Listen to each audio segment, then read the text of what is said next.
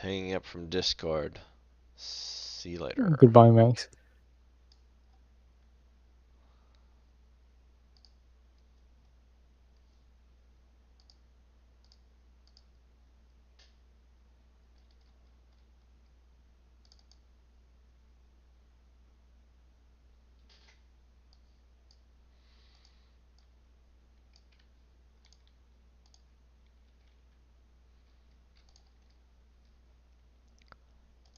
Welcome to the Henry George Daily Devotional, episode 34, book 2, chapter 4, Disproof of the Malthusian Theory. Getting right into it. George writes, so deeply rooted and thoroughly entwined with the reasonings of the current political economy is this doctrine that increase of population tends to reduce wages and produce poverty. So completely does it harmonize with many popular notions, and so liable is it to recur in different shapes. Yes, it does recur in different shapes. That I, George, have thought it necessary to meet and show in some detail the insufficiency of the arguments by which it is supported, before bringing it to the test of facts. For the general acceptance of this theory adds a most striking instance to the many which the history of thought affords of how easily men ignore facts when blindfolded by a pre-accepted theory. Um, yeah, it's like troubling how, you know, people will call this bias or confirmation bias kind of thing these days. All right, we'll proceed. To the supreme and final test of facts, we can easily bring this theory. Manifestly, the question whether increase of population necessarily tends to reduce wages and cause want is simply the question whether it tends to reduce the amount of wealth that can be produced by a given amount of labor. This is what the current doctrine holds. The accepted theory is that the more that is required from nature, the less generously does she respond, so that doubling the application of labor will not double the product, and hence increase of population must tend to reduce wages and deepen poverty, or, in the phrase of Malthus, must result in vice and misery. To quote the language of John Stuart Mill, nature, not the injustice of society, is the cause of the penalty attached to overpopulation. An unjust distribution of wealth does not aggravate the evil, but at most causes it to be somewhat earlier felt. It is in vain to say that all mouths which the increase of mankind calls into existence bring with them hands. The new mouths require as much food as the old ones, and the hands do not produce as much. If all instruments of production were held in joint property by the whole people, and the produce divided with perfect equality among them, and if in a society thus constituted the industry were as energetic and the produce as ample as at the present time, there would be enough to make all the existing population extremely comfortable. But when that population had doubled itself, as with existing habits of the people, under such an encouragement, it undoubtedly would, in little more than 20 years, as it oh no, I guess he just wrote it that. What would be their condition? This is John Stuart Mill, remember. He says, unless the arts of production were in the same time improved in an almost unexampled degree, the inferior soils which must be resorted to, and the more laborious and scantily remunerative cultivation which must be employed on the superior soils to procure food for so much a larger population would, by an insuperable necessity, render every individual in the community poorer than before. If the population continued to increase at the same rate, a time would soon arrive when no one would have more than mere necessaries, and soon after a time when no one would have a sufficiency of those, and the further increase of population would be arrested by death. This is from John Stuart Mill's Principles of Political Economy, Book 1, Chapter 13, Section 2. George says, all this I deny. I assert that the very reverse of these propositions is true. I assert that in any given state of civilization, a greater number of people can collectively be better provided for than a smaller. I assert that the injustice of society, not the niggardliness of nature, is the cause of the want and misery which the current theory attributes to overpopulation. I assert that the new mouths with an increasing population calls into existence which an increasing population calls into existence, require no more food than the old ones, while the hands they bring with them can, in the natural order of things, produce more. I assert that, other things being equal, the greater the population, the greater the comfort which an equitable distribution of wealth would give to each individual. I assert that in a state of equality the natural increase of population would constantly tend to make every individual richer instead of poorer. I thus distinctly join issue and submit the question to the test of facts. But observe, for even at the risk, I hesitate to interject because I don't want to disrupt George's thought, and I just think this is such a powerful, uh, it's Malthusian theory is such a dangerous idea, whether you're aware of it or not. I feel like so many people passively, tacitly, unawaredly believe in it, and it's very powerful when you realize it's false and you reject it. I feel like the techno optimists and the people who are, futurists, that kind of thing, they have nicely rejected it, but they tend to think that technology alone will save us. Um, and I don't think that that is the case. So anyway, back to George. But observe, for even at the risk of repetition, I wish to warn the reader against a confusion of thought that is observable even in writers of great reputation.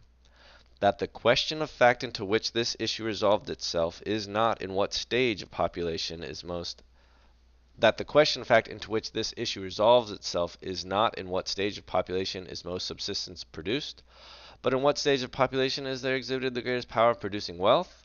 For the power of producing wealth in any form is the power of producing subsistence, and the consumption of wealth in any form, or of wealth producing power, is equivalent to the consumption of subsistence.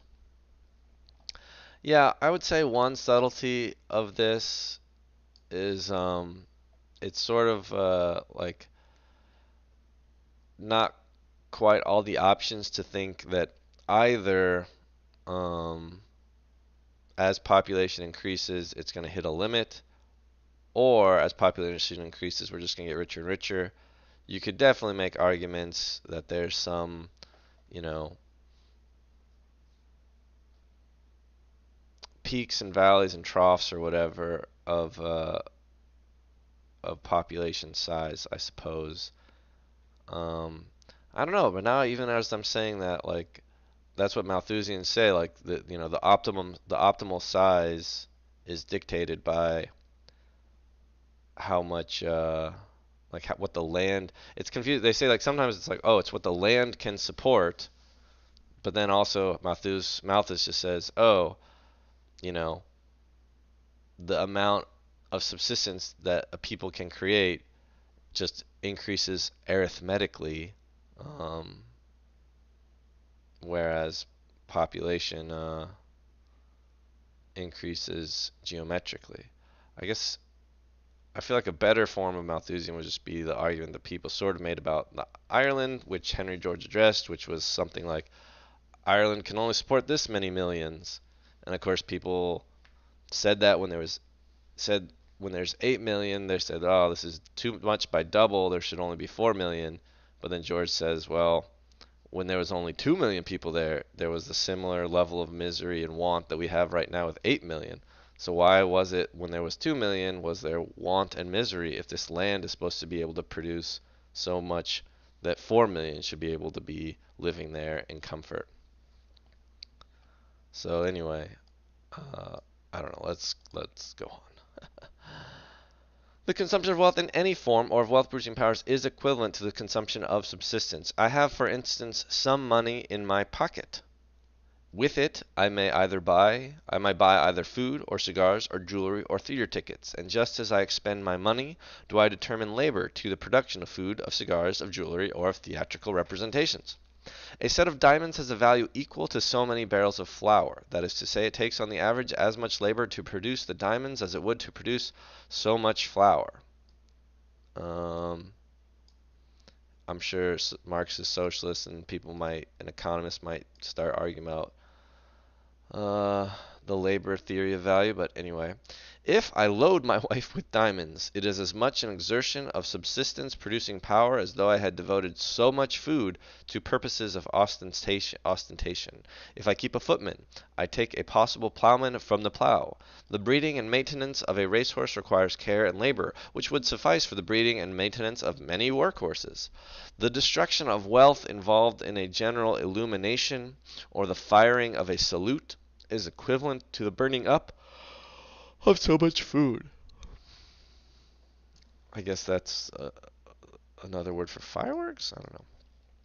The keeping of a regiment of soldiers or of a warship and her crew is the diversion to unproductive uses of labor that could produce subsistence for many thousands of people.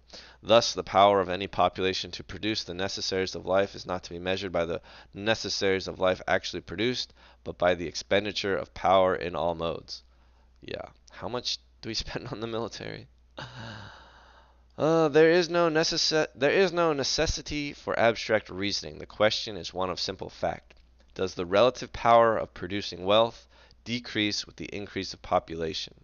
The facts are so patent that it is only necessary to call attention to them. We have in modern times seen many communities advance in population.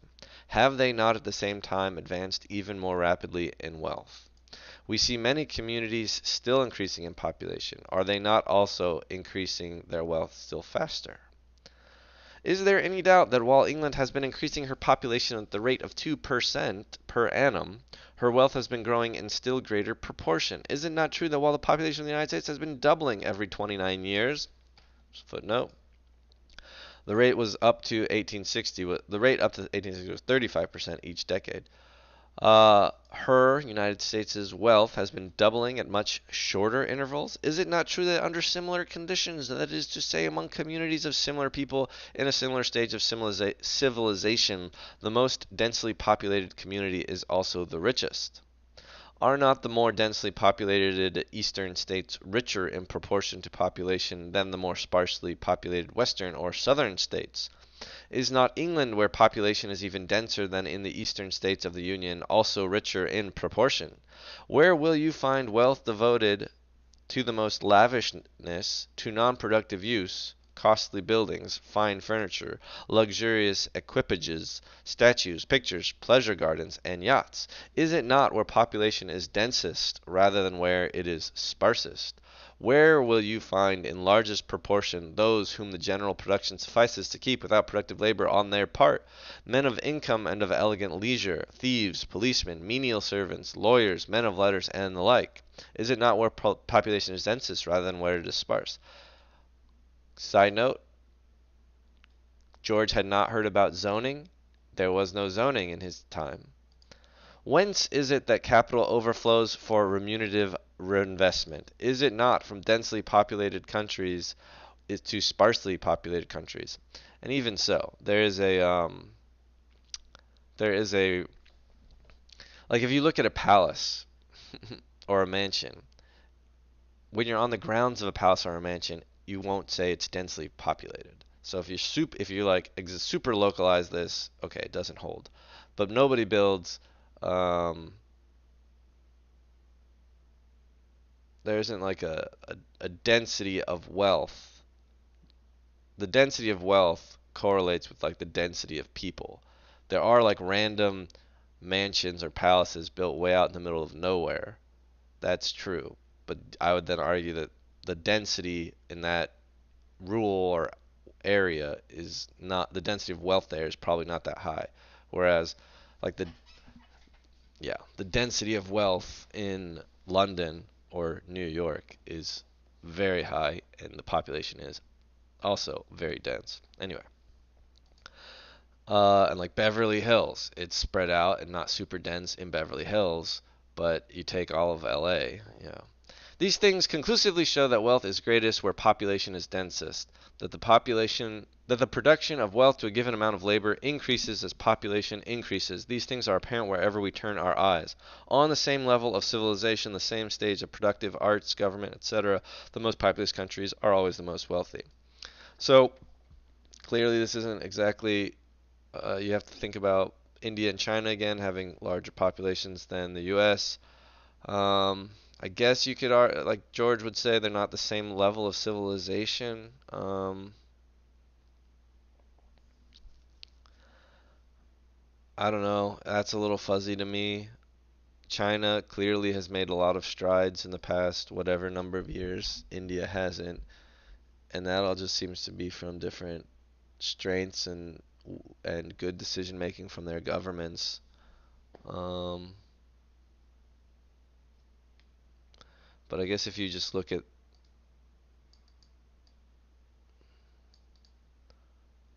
I mean, it's definitely true that the richest parts of India and China are their cities that have the most densest living, most densest.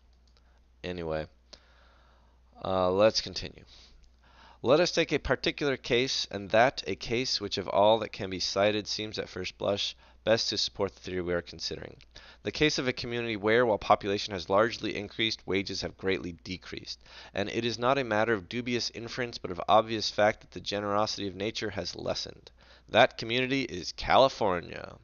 When, upon the discovery of gold, the first wave of immigration poured into California, it found a country in which nature was in the most generous mood. From the river banks and bars, the glittering deposits of thousands of years could be taken by the most primitive appliances, in amounts which made an ounce.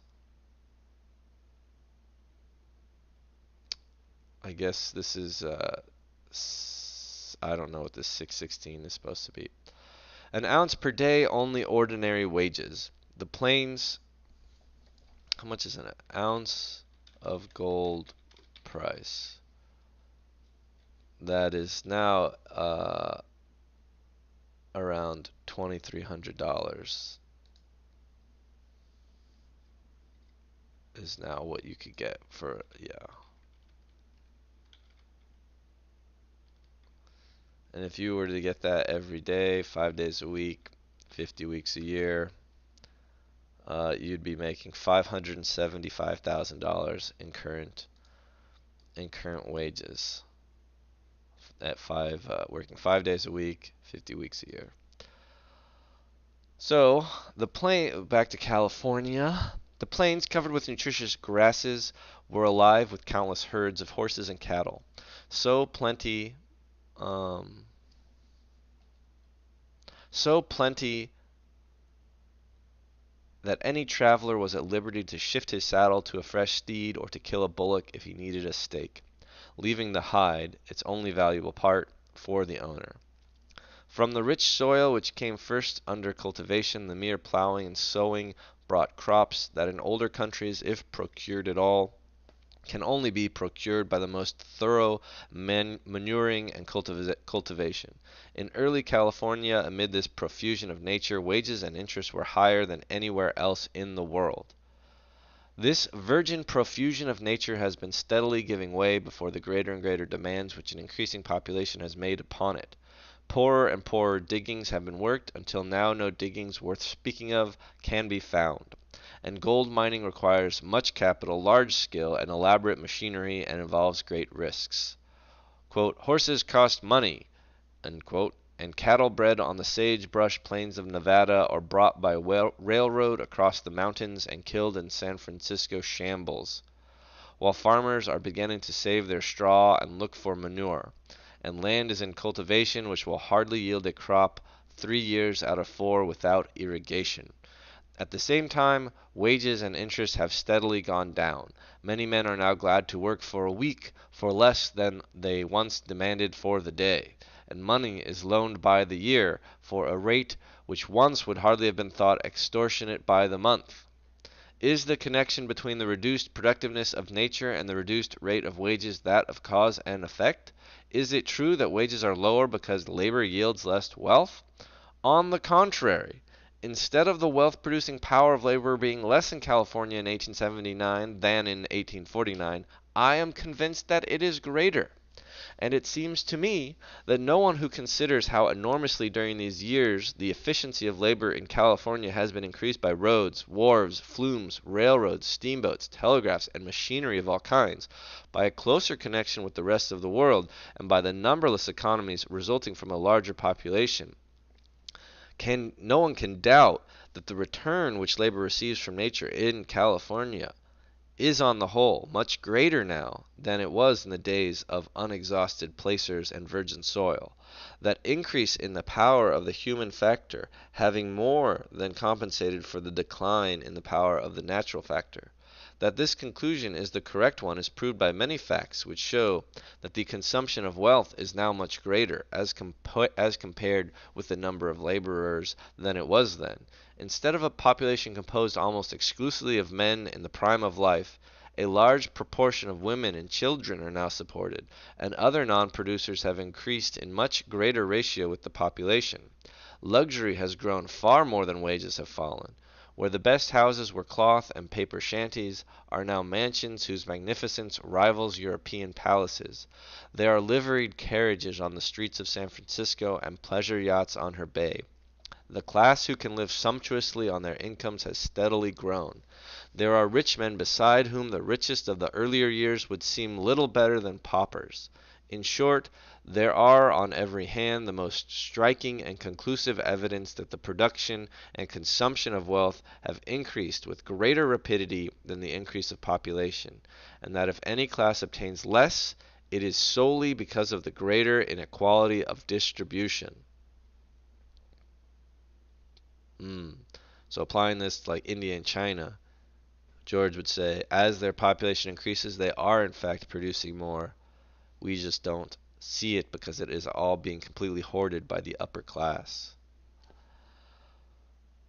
We continue. What is obvious in this particular instance is obvious where the survey is extended. The richest countries are not those where nature is most prolific, but those where labor is most efficient. Not Mexico, not Massachusetts, not Brazil, but England. The countries where population is densest and presses hardest upon the capabilities of nature are, other things being equal, the countries where the largest proportion of the produce can be devoted to luxury and the support of non-producers. The country where capital overflows, the countries that upon exigency such as war can stand the greatest drain. That the production of wealth must, in proportion to the labor employed, be greater in a densely populated country like England than in new countries where wages and interest are higher, is evident from the fact that, though a much smaller proportion of the population is engaged in productive labor, a much larger surplus is available for other purposes than that of supplying physical needs. In a new country, the whole available force of the community is devoted to production. There is no well man who does not do productive work of some kind, no well woman exempt from household tasks. There are no paupers or beggars, no idle rich, no class whose labor is devoted to ministering to the convenience or caprice of the rich, no purely literary or scientific class, no video game developers, no criminal class who live by preying upon society, no large class maintained to guard society against them. Yet with the whole force of the community thus devoted to production, no such consumption of wealth in proportion to the whole population takes place, or can be afforded, as goes on in the old country. For, though the condition of the lowest class is better, and there is no one who cannot get a living, there is no one who gets much more. Few or none can live in anything like what would be called luxury or even comfort in the older country. That is to say that in the older country the consumption of wealth in proportion to population is greater, although the proportion of labor devoted to the production of wealth is less, or that fewer laborers produce more wealth, for wealth must be produced before it can be consumed. Ooh, do we go for the whole chapter? Why not?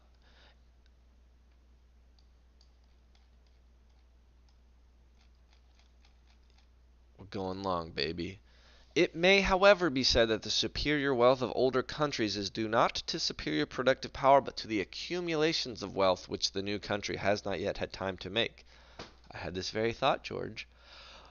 It will be well for a moment to consider this idea of accumulated wealth. The truth is that wealth can be accumulated but to a slight degree, and that communities really live as the vast majority of individuals live, from hand to mouth. Wealth will not bear much accumulation, except in a few unimportant forms it will not keep. The matter of the universe, which, when worked up by labor into desirable forms, constitutes wealth, is constantly tending back to its original state. Some forms of wealth will last a few hours, some for a few days, some for a few months, some for a few years, and there are very few forms of wealth that can be passed from one generation to another. Take wealth in some of its most useful and permanent forms: ships, houses, railways, machinery. Unless labor is constantly exerted, I love this bit. I love this bit. Unless labor is constantly exerted in preserving and renewing them, we have this view of houses like the structure and infrastructure, like our roads and our lights and our sewers and our cars, of being these like machines immune from the passage of time. But George wakens us from this uh, slumber. Unless labor is constantly exerted in preserving and renewing them, they will almost immediately become useless. Stop labor in any community, and wealth would vanish almost as the jet of a fountain vanishes when the flow of water is shut off. Like, here's a question for you. When's the last time you had to get your car fixed? Was it within the last 5 years? And if you hadn't done that, would it still even work? Um, Let labor again exert itself, and wealth will almost as immediately reappear. This has been long noticed where war or other calamity has swept away wealth, leaving population unimpaired. There is not less wealth in London today because of the Great Fire of 1666, nor yet is there less wealth in Chicago because of the Great Fire in 1870. On those fire-swept acres have arisen, under the hand of labor, more magnificent buildings, filled with greater stocks of goods, and the stranger who, ignorant of the history of the city, passes along those stately avenues, would not dream that a few years ago all lay so black and bare. The same principle that wealth is constantly recreated is obvious in every new city. Given that the Given the same population and the same efficiency of labor, and the town of yesterday will possess and enjoy as much as the town founded by the Romans. No one who has seen Melbourne or San Francisco can doubt that if the population of England were transported to New Zealand, leaving all accumulated wealth behind, New Zealand would soon be as rich as England is now, or conversely, that if the population of England were reduced to the sparseness of the present population of New Zealand, in spite of accumulated wealth, they would soon be as poor. Accumulated wealth seems to play just about as such a part in relation to the social organism as accumulated nutriment does to the physical organism. Some accumulated wealth is necessary, and to a certain extent it may be drawn upon in exigencies, but the wealth produced by past generations can no more account for the consumption of the present than the dinners he ate last year can supply a man with present strength. You can only rely on your fatness so much, George tells us. But without these considerations, which I allude to more for their general than for their special bearing, it is evident that superior accumulations of wealth can account for greater consumption of wealth only in cases where accumulated wealth is decreasing, and that wherever the volume of accumulated wealth is maintained, and even more obviously where it is increasing, a greater consumption of wealth must imply a greater production of wealth. Now, whether we compare different communities with each other or the same community at different times, it is obvious that the progressive state, which is marked by increase of population, is also marked by an increased consumption of an increased accumulation of wealth, not merely in the aggregate but per capita, and hence increase of population, so far as it has yet anywhere gone, does not mean a reduction but an increase in the average production of wealth. I guess you could make some little dumb comment about, well, you have a baby, they don't produce any wealth till they're at least 13 or 14. And in our society, we don't even need them to produce anything till they're 22, basically. We continue with George. And the reason of this is obvious, for even if the increase of population does reduce the power of the natural factor of wealth by compelling a resort to poor soils, etc., it yet so vastly increases the power of the human factor as more than to compensate. 20 men working together will, where nature is niggardly, produce more than 20 times the wealth that one man can produce where nature is most bountiful.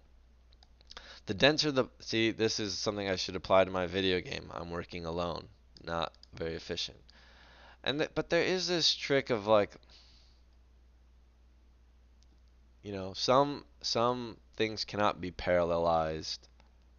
It wouldn't help me to have 1,000 people helping me draw one dog, but it would help to have 1,000 people drawing 1,000 dogs. Anyway, I don't know how important that point is. The denser the population, the more minute becomes the subdivision of labor. And clearly, like, if there's only, like, in the extreme, if there is a small island that has all of, and like civilization has to start over on a small island, the size of, like, I don't know, 1 mile by 1 mile.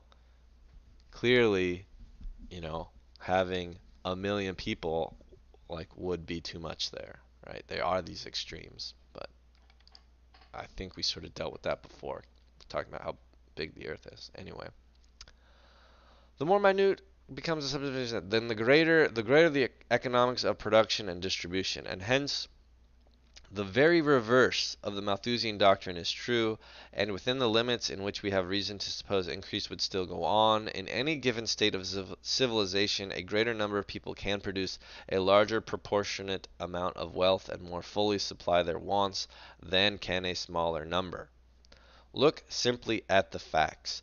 Can anything be clearer than that the cause of the poverty which festers in the centers of civilization is not in the weakness of the productive forces? In countries where poverty is deepest, the forces of production are evidently strong enough, if fully employed, to provide for the lowest not merely comfort but luxury.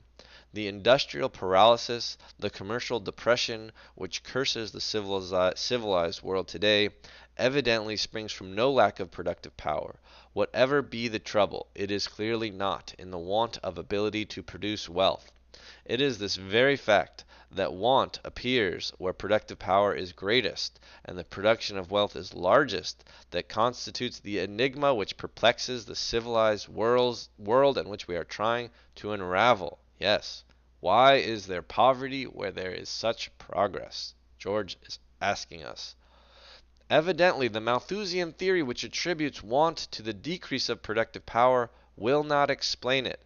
That theory is utterly inconsistent with all the facts. It is really a gratuitous attribution to the laws of God of results which, even from this examination, we may infer really spring from the maladjustments of men, an inference which, as we proceed, will become a demonstration.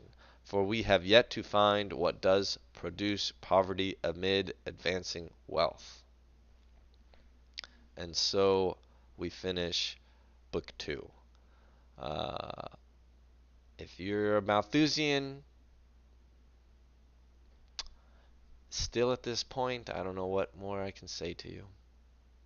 Only in the extreme limit does humankind feel a limit.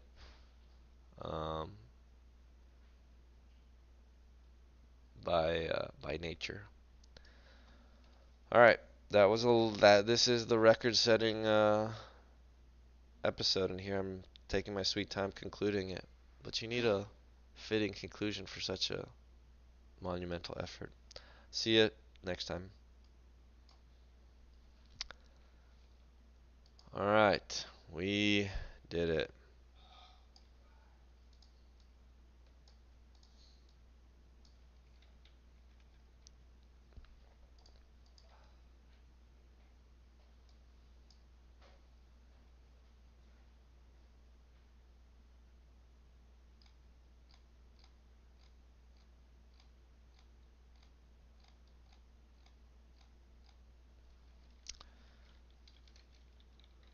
George goes on and on about more people means more labor, means more wealth, means overpopulation isn't a thing.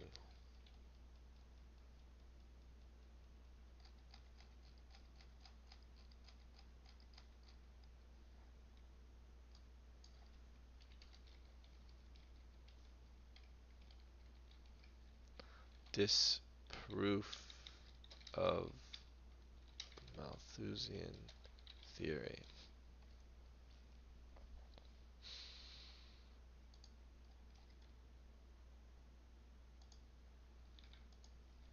HEDD 34, Book 2, Chapter 4. We did a whole chapter in one go. Hooray. Not messing around.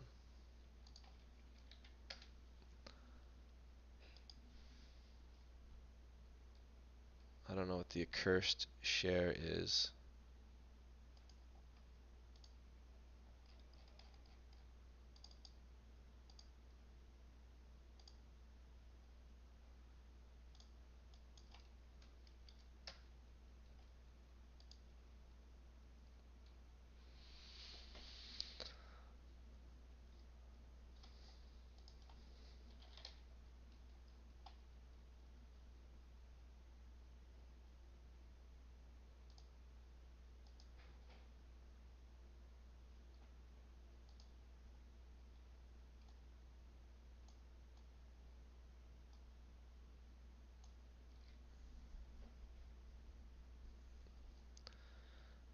California used to be.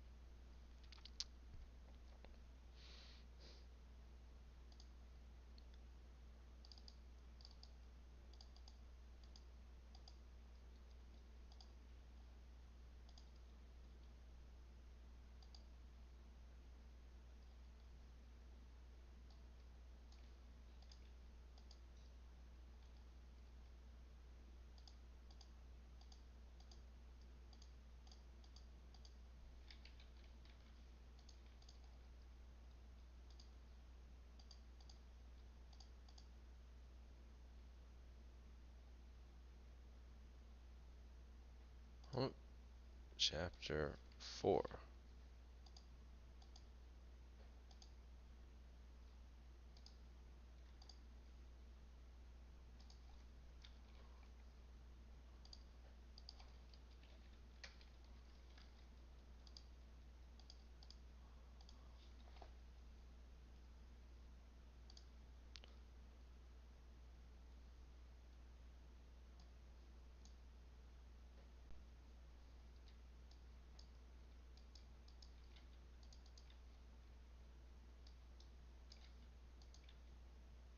Now, no, no.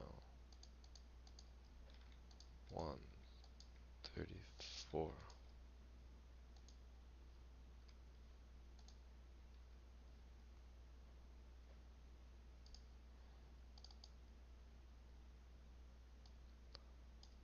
Um,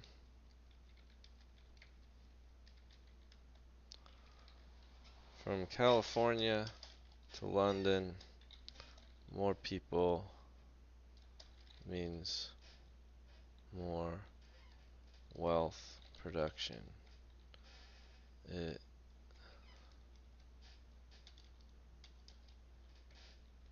even when there's less, um, wealth is fungible.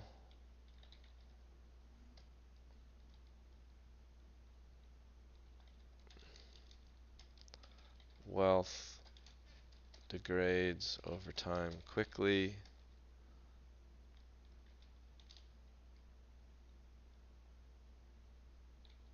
Even where nature is less bounteous, it's more than compensated by labor.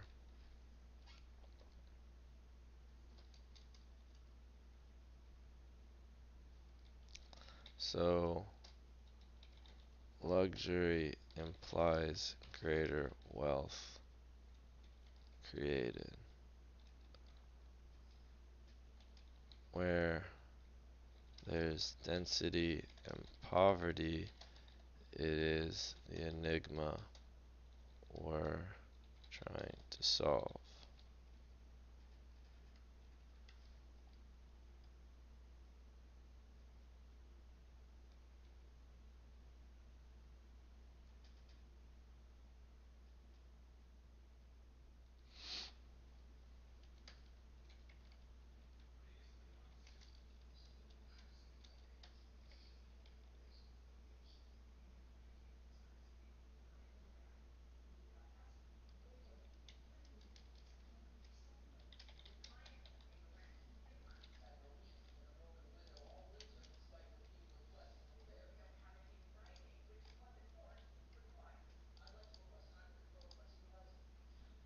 Publish.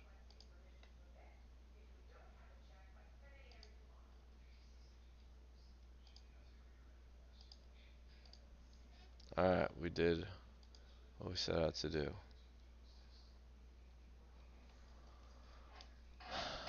I guess I'm gonna go for a walk.